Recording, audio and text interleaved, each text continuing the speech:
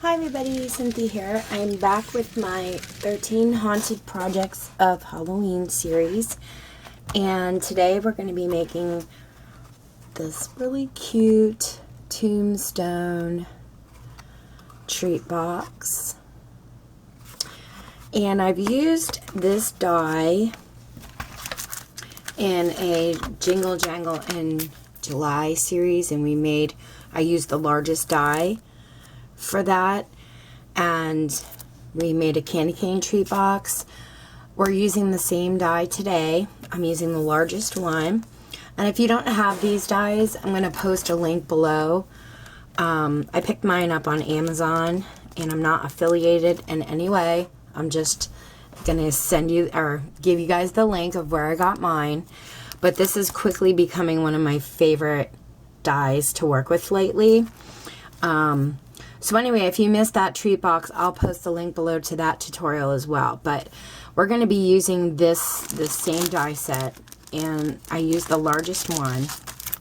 So you're going to need 2 sheets of this in gray for the front and the back. Okay, and our treat box is a different size because we're cutting off a little bit more of the bottom piece of the die. So I just wanted to let you know that. And then the stamp set I used for the sentiment, it says, "When witches go riding and the black cats are seen, the moon laughs and whispers, 'tis near Halloween." I love that. This is one of my favorite sentiment stamps recently. Actually, not recently. I used it last year, and I've continued to use it. But anyway, this comes from Paper Tray Ink, and it's called Full Moon Volume 8, number 114.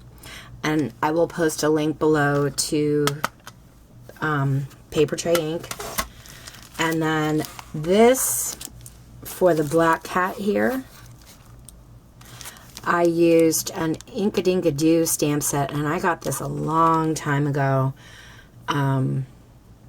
from Tuesday Mornings. And this one is called Gemstone Cats. But, you know, you guys could decorate yours any way you want. I'm just showing you the basic, you know, because we don't all have the same materials. I'm just showing you the basic way I put it together. And then for my spider webs that you see here and here, I used this spider web die from the Stamps of Life, and I actually got this on Amazon as well. So if I can find the link to this, I will post it below, but there are like a bazillion spider web dies out there. I'm sure you could just type it in your Google search and come up with it, but if I can, I will post a link for that. So what you're going to need to get started are 2 sheets, or 2 of those large die pieces. And what I did was I just put them together. And what we're going to do is we're going to cut across from this point to this point and cut that whole piece off. You could put it in your cutter if you want, but I am just using my scissors and eyeballing it. Okay, so we're cutting that piece off there. Now you have your 2 tombstone pieces. I'm going to show you how to make the cracks in them. I guess, you know what, I'll show you with a pencil, and that way you can see. So all I did was, to make these cracks, is I just made like a jagged line here, a jagged line here, and then one on the bottom. And then I went ahead and I cut on both sides of that jagged pencil line. So I'm going to go in here, and you're going to kind of meet at a point. Then I'm going to go on the opposite side and try and follow that jagged line, but as long as you meet at a point where you can cut that out, and then I have my crack there. So I'm going to do it again here. I'm going to go on one side and the opposite side. And created another big crack. And doing the same thing here. I'm just showing you with a pencil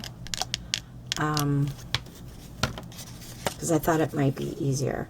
So there's our cracks there. If you have any pencil lines, just go ahead and give them a quick erase. And you're going to want to do the same thing over here.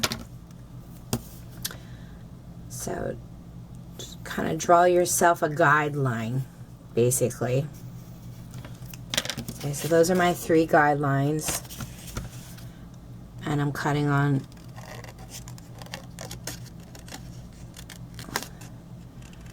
the opposite sides of the pencil line there. Okay, so we have that.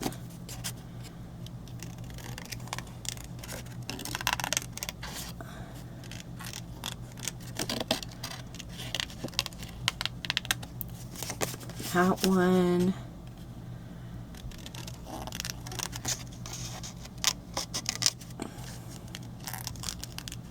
And this one. I'm so excited for this long weekend, guys, because I can catch up on my videos. Among other things, we're gonna go to a picnic and go to the beach and do all kinds of stuff like that too, and just try to relax a little bit. Yes, I'm very excited, and I hope you guys are all enjoying your weekend so far. And I got some black soot here, Distress ink from Tim Holtz. So I went ahead and I inked up the edges of my tombstone, and I'm just going to give those cracks that we made a little swipe on each side. And I did the treat box in black so that the cracks would be, you know, you could really see them. So I do have some news. I think my craft show is being canceled. I haven't gotten final word yet, but we have a huge lack of volunteers to work the show, and you can't work a show by yourself, so you need a lot of volunteers to run it. And you know, COVID is kind of getting a little crazy here, and I think it's, you know, scaring some people, and I completely understand. So I think we're going to cancel it, but I haven't gotten final word yet. I mean, if some volunteers in our club miraculously decide they're going to want to do it, that would be great, but otherwise I think it's going to be canceled, and that's okay. You know, we'll get back to where we once were, hopefully sooner or later. Okay, so let me cut a piece of foam tape for my kitty cat here, because I had forgotten to do that. I like him to look a little bit dimensional.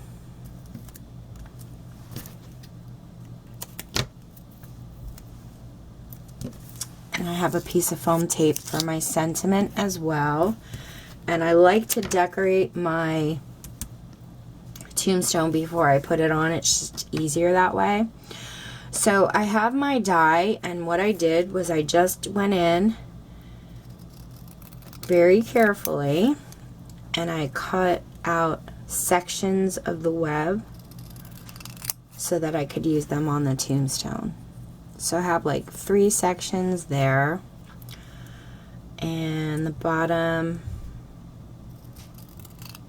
I think I'm gonna do 2, maybe right in here, like that. So let me grab some glue.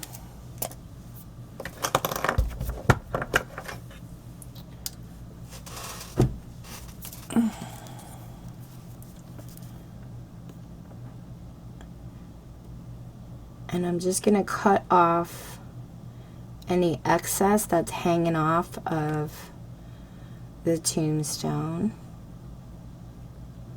So I'm only gluing part of this.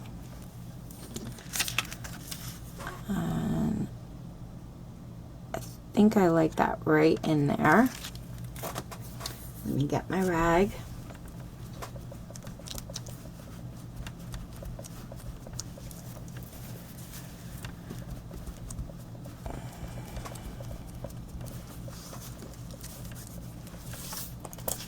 And then this bottom piece, I'm going to partially glue that. I think this die set would make really cute embellishments as well with the smaller ones. So I think I'm going to try and design those and figure those out, and then I'll be back to share that video with you as well, because I love making my own embellishments. So I'll figure something out with the smaller sizes, I think. Okay, so we have this hanging off here and here. I'm just going to flip it around and cut that off.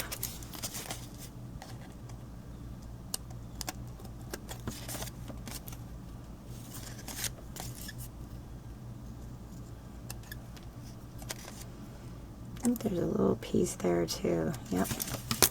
Okay, so it looks like that. And I'm going to put my sentiment piece somewhere in the middle here. And then get my little kitty cat.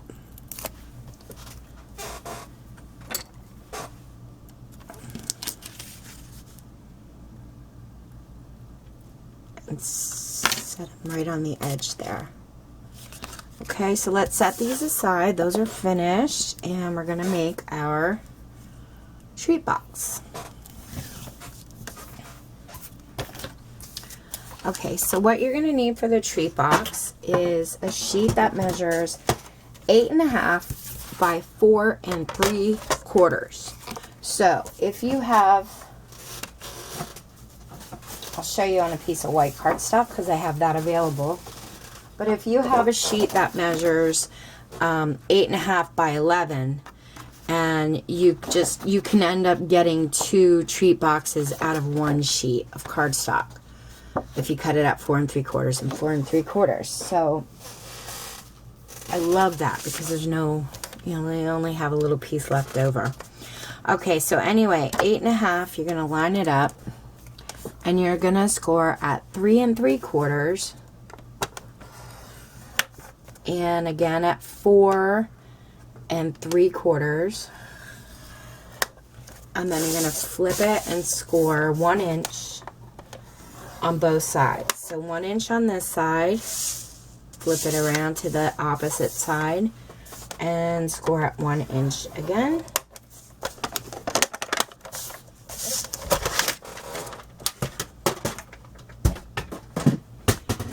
And then you're going to want to fold up your score lines.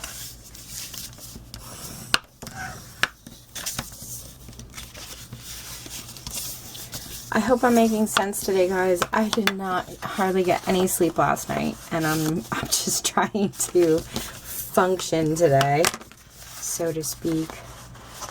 I am not a person that likes to take naps, but I have a feeling I'm going to end up going there today. Okay, so it should look like this, and we're going to end up cutting on these 2 score lines here to meet up with the next one. Just don't cut past it. So you want to cut on that score line, cut on this score line, and you're going to create 3 tabs, 1, 2, and 3. Turn it to the opposite side and do the same thing. Cut right up on that score line to meet the next one, and do it again on that side. And then what I usually do is I fold the 2 small pieces into the center, and I add glue.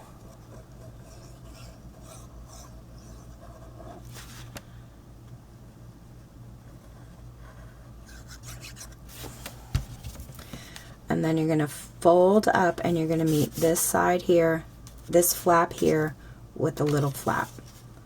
Just fold it straight up and pinch it. Same thing on this side. Pinch it. And then I like to run my bone folder over it just to make sure it's really nice and secure. Okay. And then these two flaps here, I'm going to add glue. You guys can use double-sided tape or, you know, whatever is your favorite adhesive. If you use liquid glue, like I am, just make sure you don't use a whole lot because you don't want to warp your paper if it gets too wet. And then all I do is fold my box down and flip my flaps up.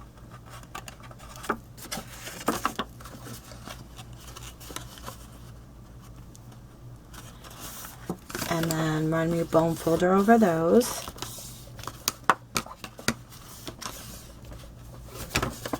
Okay, and now all we have to do is glue on our tombstone pieces.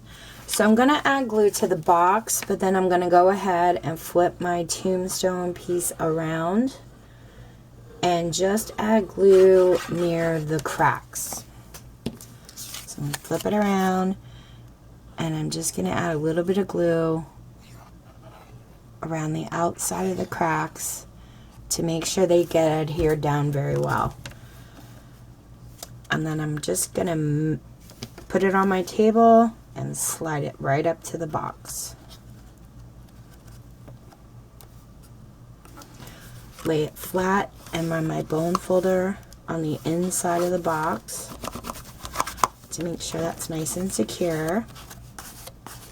And this, I love this glue because it dries clear. I'm going to flip it around and do the same thing with this side. Add glue to the box.